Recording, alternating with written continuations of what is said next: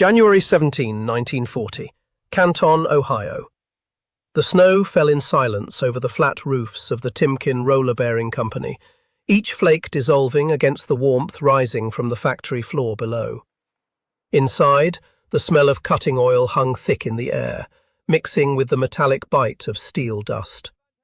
The machines ran in synchronized rhythm, lathes spinning, grinders screaming, the percussion of drop hammers striking heated billets. On the production line, a man named Howard Merrick held a tapered roller bearing in his calloused palm, still warm from the heat-treating furnace. It weighed perhaps 3 pounds. He turned it slowly under the overhead lamp, watching light catch on its precisely ground surfaces. In the reflection, he could see the truth that no one in Europe yet understood. America was about to wage war not with soldiers alone, but with geometry. That morning, 5,200 miles to the east, German Panzer crews were preparing for maneuvers outside Münster. Their commanders spoke confidently of the coming spring offensive, of breakthrough and encirclement, of lightning war that would carry the Wehrmacht to the Channel coast before summer. They trusted their machines absolutely. The Panzer III and IV tanks that had crushed Poland in weeks, the half-tracks that could traverse any terrain, the trucks that kept supply lines flowing across conquered territory. What they did not know, what they could not yet imagine, was that every one of those vehicles ran on ball bearings manufactured to tolerances the German industrial system had spent 30 years perfecting. And what they especially could not foresee was that America, the sleeping giant across the ocean, had almost none of these bearings at all. America had something else instead. The bearing is perhaps the most invisible component of modern warfare. It exists in the space between motion and friction, between power and waste. When Friedrich Krupp built his first steel cannons in the 1840s, he understood that artillery was not just about explosive force, it was about precision rotation, about allowing a massive barrel to traverse smoothly on its mount while absorbing recoil that could shatter iron. When Carl Benz assembled his first Motorwagen in 1885, the vehicle moved only because tiny spheres of hardened steel allowed wheels to spin with minimal resistance. By 1940, every engine, every transmission, every axle, every propeller shaft depended on bearings to transform combustion into controlled motion. Remove them, and the entire architecture of mechanized warfare collapsed into immobility and heat. Sweden's SKF Corporation had pioneered the modern ball-bearing industry in 1907, developing mathematical models for load distribution and manufacturing processes, for producing millions of precisely spherical steel balls, with dimensional variations measured in microns. By the 1930s, SKF dominated global production, with factories in Gothenburg, Philadelphia, and later subsidiaries throughout Europe. Germany, recognizing the strategic importance, had built its own capacity through companies like FAG and INA, integrating bearing production into the industrial mobilization plans that would enable blitzkrieg. Britain and France imported bearings or manufactured them under Swedish license. The Soviet Union struggled with quality control, but maintained sufficient domestic production for its tractor factories and tank plants. And America? In 1940, the United States' industrial capacity was the largest on Earth. Steel mills that could outproduce Germany and Japan combined, automotive factories that built 4 million passenger cars annually, shipyards capable of launching a vessel every few weeks. But precision ball bearing production remained concentrated in a handful of facilities, most of them small, many of them dependent on imported Swedish steel or licensed Swedish designs. The American bearing industry could supply peacetime demands, the bearings for automobiles, for industrial machinery, for locomotives and agricultural equipment. But war demands were different. War demanded bearings that could function at temperature extremes, under constant vibration, with minimal maintenance, in quantities that would multiply by factors of 10 or 20 almost overnight. And war demanded them in sizes and specifications that peacetime industry had never needed to produce in volume. The men at Timken understood this gap not through government briefing or strategic planning, but through the simple arithmetic of engineering. Henry Timken had founded the company in 1899 with a deceptively simple innovation. Instead of using spherical balls, his bearings employed tapered rollers, cone-shaped cylinders that could carry both radial and axial loads simultaneously. The geometry was more complex, the manufacturing more demanding, but the result was a bearing that could handle far heavier loads and longer service life than conventional ball bearings. For railroad cars and heavy industrial equipment, tapered roller bearings were superior. For the delicate, high-speed applications that dominated aircraft and precision machinery, ball bearings remained standard. The two technologies had coexisted peacefully for decades, each serving its market niche. But in January 1940, Henry Timken's son, H. Timken Jr., stood in that Canton factory and saw something else. He saw that American industry was about to face a demand it could not meet with existing capacity.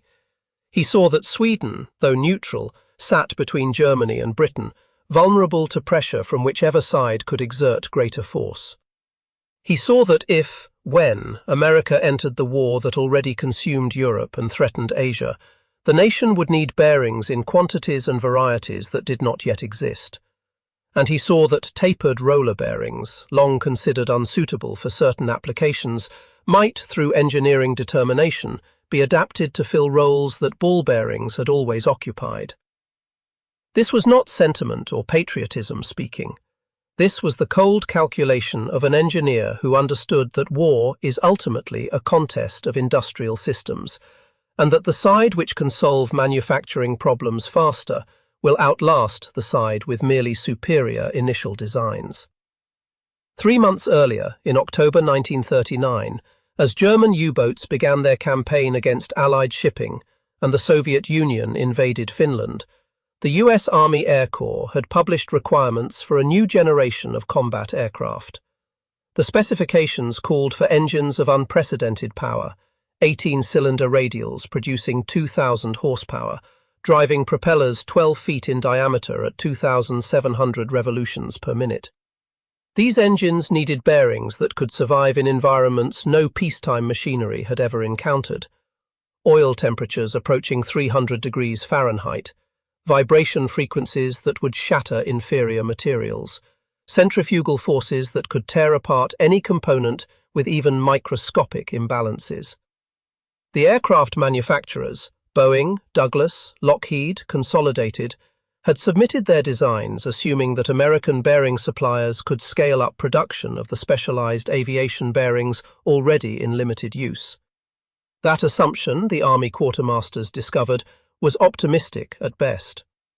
A ball bearing for an aircraft engine consists of an inner race, an outer race, and a complement of precision steel spheres held in a cage that maintains their spacing. Each sphere must be accurate to within 50 millionths of an inch in diameter. The races must be ground and heat-treated to achieve surface hardness of Rockwell C 60 or higher, while maintaining a tough, shock-resistant core. The steel itself must be free of inclusions, microscopic impurities that create stress concentrations where cracks can initiate. Manufacturing such bearings required specialized machines, many of them imported from Sweden or Switzerland, operated by skilled machinists who had learned their trade over years of apprenticeship. In 1939, the entire American bearing industry employed perhaps 30,000 workers. Producing bearings for a single B-17 bomber required more precision steel components than a luxury automobile. The Army wanted thousands of heavy bombers, tens of thousands of fighters, hundreds of thousands of engines. The mathematics were unforgiving. Timken's engineers approached the problem from first principles. A tapered roller bearing's contact geometry is fundamentally different from a ball bearing's. Where a ball makes point contact with its races, a roller makes line contact, distributing load across a much larger surface area. This means each roller can carry more weight, and the bearing as a whole can survive rougher treatment and accept greater misalignment. The disadvantage had always been speed. At very high rotations, The roller's greater mass and more complex motion generated more friction and heat than balls. For aircraft propeller shafts spinning at thousands of RPM, conventional wisdom said tapered rollers were simply unsuitable. But conventional wisdom was about to encounter American manufacturing culture, a culture built not on preserving traditional craftsmanship, but on questioning every assumption in pursuit of production efficiency. The Ford Motor Company had proven that mass production could build complex machines with interchangeable parts. General Electric had shown that systematic research could overcome materials limitations that seemed absolute. DuPont had demonstrated that chemistry could create substances nature never invented. Timken now set out to prove that engineering persistence could expand the envelope of what tapered rollers could do. The first breakthrough came in materials. Traditional bearing steel, AISI 52100, contained roughly 1% carbon and 1.5% chromium. Timken's metallurgists began experimenting with additional alloying elements: molybdenum to increase hardenability in thick sections, manganese to improve toughness, vanadium to refine grain structure. They borrowed vacuum degassing techniques from the specialty steel industry to reduce inclusions. They developed new heat-treating cycles that could harden the roller surfaces to Rockwell C62 while leaving the cores tough enough to resist impact. The resulting steel cost more and required more sophisticated processing, but it could survive stresses that would have shattered earlier materials. The second breakthrough was in geometry. By adjusting the taper angle of the rollers and optimizing the cage design, Timken's engineers found they could reduce friction losses at high speeds.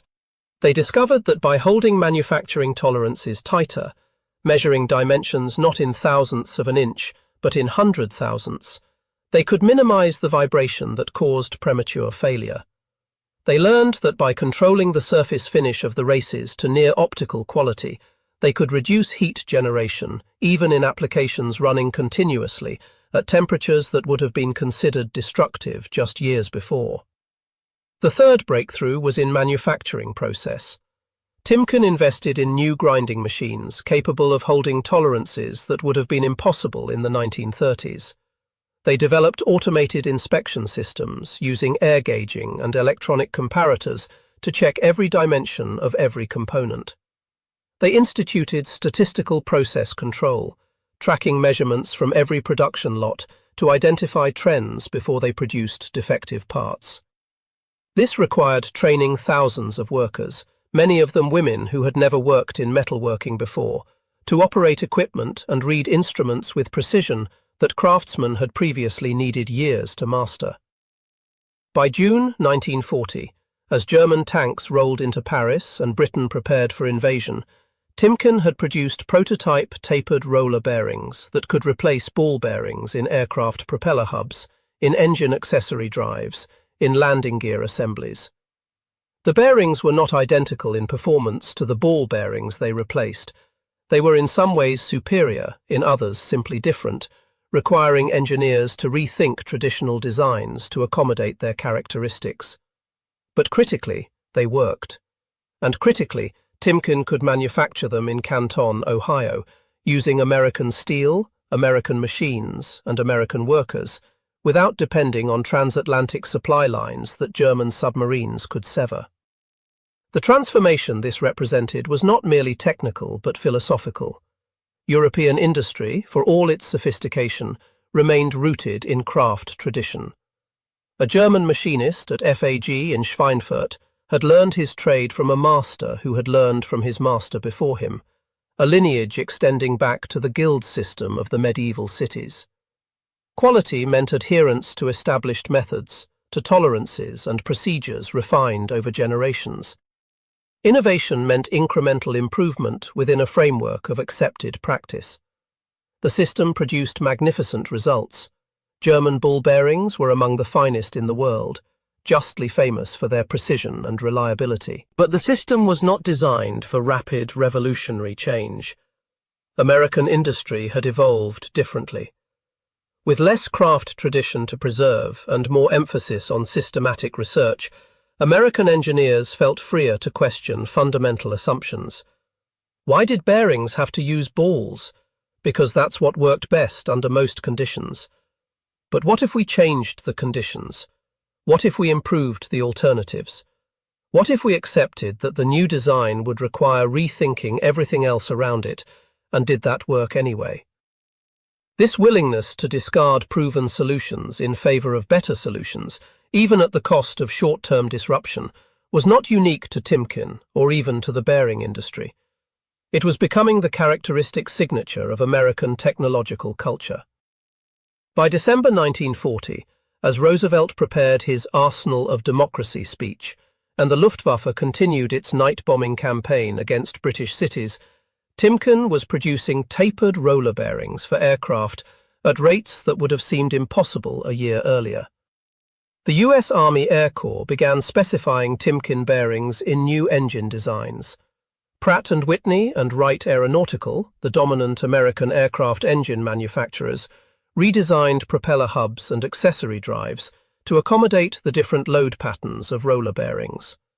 Boeing modified the B-17's design to use Timken bearings throughout the landing gear and control systems. Gradually, the dependence on imported or licensed ball bearings began to ease. But this was only the beginning. As war orders multiplied through 1941, first British purchases under Lend-Lease, then accelerating American rearmament as tensions with Japan reached crisis point, the demand for bearings outstripped even expanded capacity. The problem was not just aircraft. Tanks required bearings in their transmissions, their final drives, their turret rings. Each Sherman tank eventually contained more than 150 bearings of various sizes. Trucks needed them in wheels, differentials, water pumps, generators. Liberty ships required bearings in their engines, their winches, their steering gear. Artillery pieces needed them in recoil mechanisms and traverse mounts. Even infantry weapons, machine guns, anti-aircraft guns, fire control equipment, depended on precision bearings for reliable function. The German military machine, so formidable in 1940, was discovering that lightning war eventually consumes its own tools. Every kilometre a Panzer division advanced meant more wear on bearings.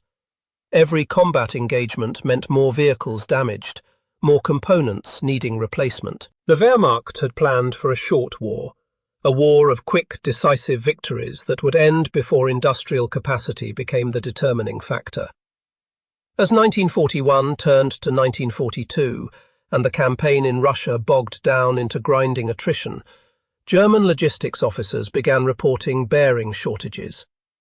The factories at Schweinfurt were producing at maximum capacity, but maximum capacity meant the levels planned for peacetime plus modest military needs, not for simultaneous multi-front warfare, consuming equipment at catastrophic rates. Allied intelligence recognized Schweinfurt's strategic importance. The city, located in Bavaria, housed 5 major bearing plants, including the largest SKF facility outside Sweden, and the main FAG production complex. Together, these factories produced approximately half of Germany's ball and roller bearings. British analysts calculated that destroying Schweinfurt's capacity would cripple German tank and aircraft production within months. American analysts agreed. The problem was reaching it. Schweinfurt lay deep in German territory, beyond the range of fighter escorts flying from Britain, defended by flak batteries and Luftwaffe interceptors. Bombing it would require daylight precision raids by unescorted heavy bombers, accepting whatever losses the defences inflicted in exchange for destroying the target. In August 1943, the 8th Air Force launched the first major raid against Schweinfurt, sending 230 B-17s against the bearing plants. The bombers fought through waves of German fighters, losing 36 aircraft and 30 damaged beyond repair, a casualty rate of nearly 30%. The attacks damaged several plants and temporarily reduced production, but within weeks, German workers had cleared rubble and restored most capacity. In October, the 8th Air Force tried again, this time with 291 bombers. 60 were shot down, 17 more damaged beyond repair. Losses so severe that deep penetration daylight bombing was temporarily suspended. The air crews called it Black Thursday. They had proven they could reach Schweinfurt, but the cost suggested they could not sustain such campaigns long enough to achieve decisive results. What the Luftwaffe pilots shooting down those B-17s did not know, what even their own logistics officers did not fully understand yet, was that the bombers themselves represented a different kind of threat than the explosive tonnage they carried. Each B-17 that pressed through to bomb Schweinfurt contained bearings. In its engines, in its turret mechanisms, in its control systems, that exemplified American industry's answer to the same problem the Germans had solved with Schweinfurt. The bombers were manufactured in Seattle, in Long Beach, in Fort Worth. Their engines were built in Connecticut and Ohio. Every component came from American sources, using American materials and American labor. The 8th Air Force could lose 60 bombers in a single day and replace them within weeks. Germany could lose 30% of Schweinfurt's capacity and struggle for months to recover. This was the arithmetic of industrial warfare, not the arithmetic of tactics or courage, but the arithmetic of production rates and supply chains. By 1943, American factories were producing 96,000 aircraft annually. Germany managed 25,000. American bearing production had reached levels that would have been inconceivable in 1940, supplied by Timken and by the expanded capacity of traditional ball-bearing manufacturers who had built new plants and trained new workers. The bearings were not just quantity, they were quality, meeting or exceeding the specifications that had once seemed achievable only through European craft methods. A German tank commander in the winter of 1943, somewhere on the frozen steppe between Kursk and Kiev, discovered what this meant in practical terms. His Panzer IV had been in continuous service since the summer offensive, patched and repaired repeatedly, but never properly overhauled. The transmission bearings, worn by months of operation in dust and mud, had begun to fail. The standard solution would have been to replace them with new bearings from supply stocks. But supply stocks were exhausted. The replacement bearings had been diverted to new production vehicles. The maintenance depot could offer jury-rigged repairs, used bearings salvaged from knocked-out tanks, worn but still functional for a while longer. The commander accepted them because he had no choice. His tank ran for another week before the transmission seized completely, the worn bearings finally disintegrating under load. The crew abandoned the vehicle and joined the retreat on foot, leaving another Panzer hulk behind as testament to what happens when an industrial system reaches the limits of its capacity. That same winter, an American tank crew in North Africa received a brand new Sherman, fresh from the port of Casablanca, built in Detroit and shipped across the Atlantic in a convoy that had lost 3 merchantmen to U-boats, but delivered the rest successfully. The crew's maintenance sergeant showed them the lubrication points, the inspection covers, the technical manual that explained every system in straightforward English with clear diagrams. He pointed out that the transmission and final drives used Timken tapered roller bearings throughout, and that the supply truck carried complete spare sets. "You burn out a bearing, we'll have you running again in 2 hours," he said. "Just don't do anything stupid." This was not superior American engineering triumphing over German design. The Panzer IV was in many respects a better tank than the early Sherman. This was superior American industry ensuring that the not-quite-as-good tank would be available in overwhelming numbers, maintained in functioning condition, supplied with spare parts and fuel and ammunition, while the superior German tank sat immobile, awaiting bearings that would never arrive. The symbolic weight of the bearing, that small cylinder of hardened steel, grew heavier as the war ground on. It came to represent everything about American industrial culture that the Axis powers had underestimated. Not the culture of individual craftsmen producing works of mechanical art, but the culture of systematic problem-solving applied to mass production. The culture that could take an agricultural implement company like Timken and transform it into a strategic defense supplier in months. The culture that could train women who had never operated machinery to read micrometers and produce components to tolerances measured in millionths of an inch. The culture that could recognize a supply crisis coming and re-engineer around it rather than accepting it as an inevitable constraint. German intelligence had known about American industrial capacity in quantitative terms, the number of factories, the tonnage of steel production, the kilowatt-hours of electrical generation. What they had not grasped was the qualitative difference, the flexibility that allowed American industry to shift between civilian and military production, between one product and another, between established methods and new innovations, with a speed that seemed almost reckless by European standards. The German war economy remained organized around central planning and established industrial relationships. Changing specifications required committee meetings and approval chains. Adopting new manufacturing methods meant retraining workers in formal programs. The system was efficient within its parameters, but rigid when conditions changed.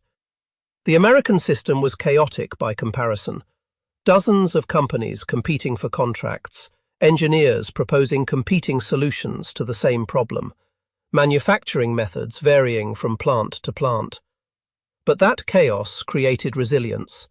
When one approach failed, others were already being tested. When one supplier fell short, others could expand. The bearing crisis of 1940 had forced innovation because no central authority could simply command more Swedish bearings into existence. The solution had emerged from Timken's initiative, from the willingness of other manufacturers to adopt new methods, from the Army's pragmatic acceptance that different was acceptable if it worked.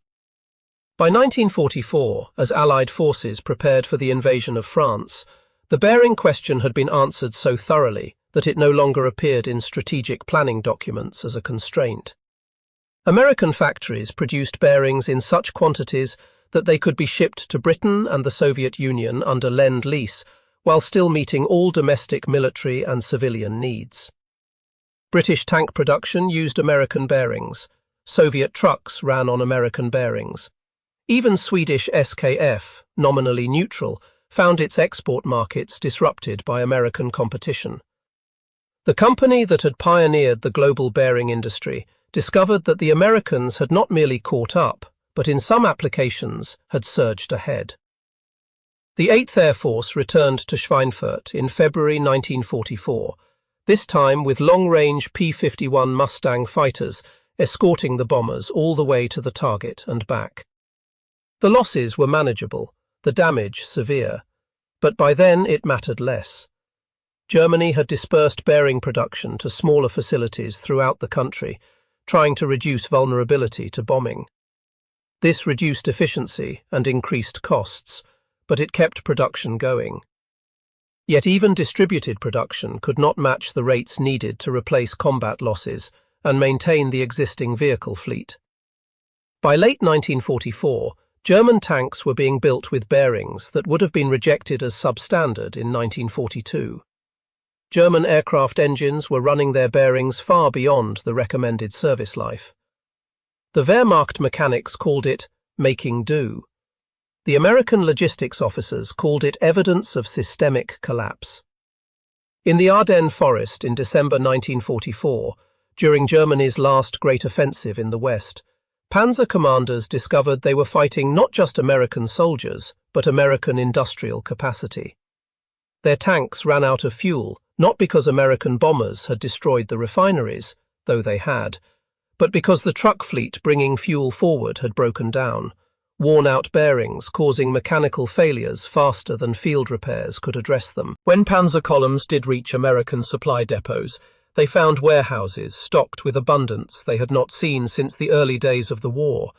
Crates of spare parts, barrels of lubricants, pallets of rations, all brought forward from ports in France that were themselves supplied by convoys that had crossed the Atlantic, despite continuing U-boat attacks. One German officer, captured after his tank ran out of fuel just kilometers from a massive American supply dump, remarked to his interrogator that he had finally understood why Germany would lose the war. It was not courage or tactics or doctrine. It was that America could lose 1,000 tanks and build 2,000 more, could lose 100 cargo ships and launch 200 more, could bomb a factory to rubble and build 3 factories to replace it. The officer had seen American equipment up close now. It was not better than German equipment item for item, he insisted. But there was so much of it, maintained in such good condition, supplied so reliably, that individual quality ceased to matter. The side that never ran out would outlast the side that made better things but could not make enough of them. This was the lesson of the bearing, writ large across the entire economy of industrial warfare. Germany had entered the war with superior technology in many categories: better tank guns, better optical systems, better machine tools, better chemical processes. But technology is not self-sustaining. It requires an industrial base capable of producing it in quantity, maintaining it in service, and replacing it when it wears out or is destroyed. That industrial base, in turn, requires raw materials, electrical power, skilled labor, transportation networks, and, critically, the small precision components like bearings that make complex machinery function. By 1945, as Soviet forces closed on Berlin from the east and Allied armies advanced from the west, German industry had effectively ceased functioning as a coherent system. Not because every factory had been bombed, but because the network of interdependencies had been severed. The bearing plants at Schweinfurt had been damaged but not destroyed. It did not matter. The steel mills that supplied them lacked coal, the power plants lacked fuel, the railroads lacked locomotives, the trucks lacked tires. The system had passed some critical threshold where damage to individual components triggered cascading failures throughout the whole structure. American industry in 1945 was producing at rates that exceeded the 1940 wildest projections. Timken alone operated multiple plants across the Midwest, employing tens of thousands of workers, shipping bearings not just for military vehicles, but for the machine tools that built the vehicles, for the power generation equipment that supplied electricity to the factories, for the locomotives that brought raw materials and carried finished products. The company had not merely solved the bearing crisis of 1940, it had become part of the vast industrial system that made sustained mechanized warfare possible on a scale no previous generation had imagined. The symbolic bearing, that small cylinder of steel, had become something like a sacrament of American industrial power. Hold one in your hand, and you held a crystallized moment of transformation. The transformation of raw materials into precision components, of craft knowledge into systematic manufacturing, of peacetime capacity into wartime arsenal. The bearing was silent, invisible in the machines it enabled, wearing out gradually through millions of rotations until it was replaced by another identical bearing from a supply chain that never ran dry. When Japanese Emperor Hirohito announced his nation's surrender in August 1945, the text of his radio address mentioned neither atomic bombs nor Soviet entry into the war. He spoke of enduring the unendurable, of accepting the unacceptable. Perhaps among the things that had become unendurable was the recognition that industrial capacity could not be created through willpower or sacrifice alone. Japan had fought with courage and skill, had developed technologies of genuine innovation, had endured bombing that turned cities to ash. But Japan had never possessed the industrial depth America could mobilize. Every aircraft shot down, every ship sunk, every vehicle destroyed represented a loss Japan struggled to replace. America's losses, vastly greater in absolute numbers, melted into the flow of production like drops into an ocean. The men and women who had worked at Timken through those years, who had learned to grind tapered rollers to tolerances measured in millionths of an inch, who had inspected millions of components and rejected any that fell outside specification, who had run the machines through long shifts and maintained production schedules that seemed impossible. They had waged war as surely as the soldiers who carried rifles or flew bombers. They had waged it with mathematics and metallurgy, with grinding wheels and micrometers, with a stubborn insistence that engineering problems had engineering solutions, if you were willing to question assumptions and do the work. The factories did not close when the war ended. Timken converted back to civilian production, making bearings for automobiles and tractors and locomotives, for the washing machines and refrigerators and air conditioners that would transform American domestic life in the coming decades. The wartime expansion had created capacity that would support American manufacturing dominance for a generation. The skilled workers who had learned precision manufacturing during the war emergency became the workforce that built the post-war industrial economy. The engineering culture that had solved the bearing crisis of 1940 became the culture that would solve successive challenges in aerospace and electronics and materials science. But something had changed permanently in those years, something subtle but profound. The question, "Why can't we do this?" had been answered so many times with, "Actually, we can if we try," that it became part of the national industrial consciousness. The bearing shortage had seemed like an absolute constraint, a limitation imposed by geography and history and the slow accumulation of specialized knowledge. Timken had proven it was just a problem, and problems could be solved. The solution might require developing new materials and new manufacturing processes, might require training thousands of workers in skills that had once been the province of a few master craftsmen, might require rethinking basic design assumptions, but it could be done.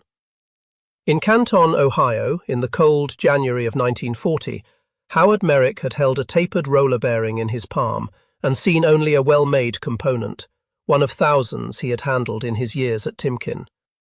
He did not imagine then that he was holding a symbol of American industrial transformation, a small cylinder of steel that would multiply into millions, that would carry tanks across Europe and bombers over Germany, and trucks along the Burma Road.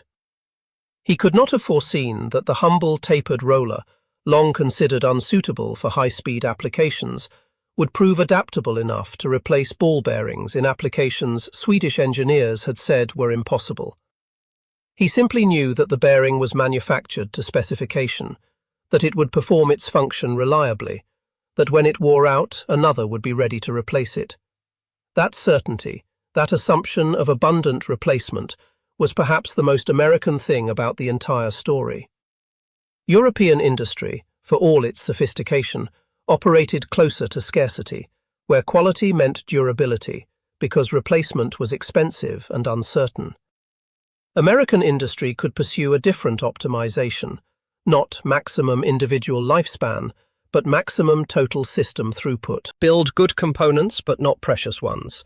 Components that could be replaced readily, that could be manufactured in vast quantities, that could be consumed and discarded and replaced without the system faltering. The German tank commander who lost his Panzer to worn bearings in the winter of 1943 had been defeated not by American tanks or American soldiers, but by American industrial philosophy. His military had been optimized for machines that would last, because the industrial base could not easily replace them. The American military had been optimized for machines that would be replaced, because the industrial base made replacement easier than extreme durability. Neither approach was intrinsically superior. In a different kind of conflict, German methods might have prevailed. But in a long, grinding industrial war of attrition, the side that could accept wear and casualty and loss, secure in the knowledge that every gap would be refilled, possessed an advantage that tactics could not overcome. The bearing became a metaphor for this deeper truth. Small, precisely made, essential but replaceable, manufactured in such quantities that individual examples had no particular value, but the aggregate capacity was strategically decisive. This was how America fought the war, not with superior courage or better training or more brilliant strategy, though it sometimes displayed all of those qualities. America fought with logistics and production rates, with redundancy and depth of capacity, with an industrial system flexible enough to adapt and vast enough to overwhelm. When historians later analysed the war's outcome, they pointed to turning points: Stalingrad, Midway, D-Day, the atomic bombs. These were the visible pivot moments when the balance shifted. But beneath them ran the deeper current of industrial competition, less dramatic but perhaps more decisive. The Axis powers had been outproduced, outbuilt, outmanufactured. They had entered the war with qualitative advantages in many systems, and lost it because quantity of adequate equipment defeated limited numbers of superior equipment. The arithmetic was brutal and unforgiving, and at the heart of that arithmetic, in the literal mechanical heart of every vehicle and engine and machine, turned the bearings. Rolling between their races, distributing loads, reducing friction, converting resistance into motion. The tapered rollers that Timken had pioneered and perfected, that had gone from an alternative technology to a strategic solution in the space of months, because American engineers refused to accept that what had always been done was the only thing that could be done. In the evening quiet of that January day in 1940, as the factory shifts changed and workers walked through falling snow to their cars and buses, the machines kept running. The lathes kept turning, the grinders kept screaming, the heat-treating furnaces kept glowing. Somewhere in that production flow, bearings that would eventually find their way into a B-17 over Schweinfurt, into a Sherman crossing the Rhine, into a truck on the Red Ball Express keeping supplies moving forward. Bearings manufactured by workers who did not yet know they were preparing for war, engineered by designers who understood only that a problem needed solving, part of an industrial system whose latent power would surprise even those who had helped build it. The snow continued to fall, silent and indifferent. Beneath it, America's industrial arsenal was beginning to wake, and the world would never be quite the same.